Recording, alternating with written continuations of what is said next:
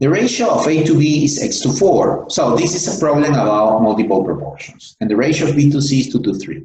Let's represent what we are reading. A to B is x to 4.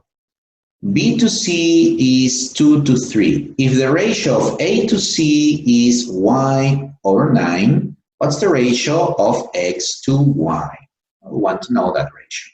All right, so we know that A times B multiplied by B times C equals A times C. Why? Because you cancel B and you just get that.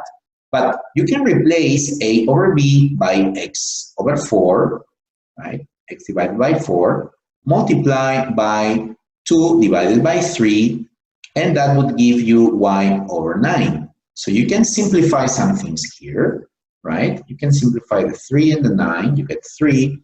The 2 and the 4, you just get 2. So you have x over 2 equals y over 3. So from this, it follows x over y is 2 over 3. Answer 2.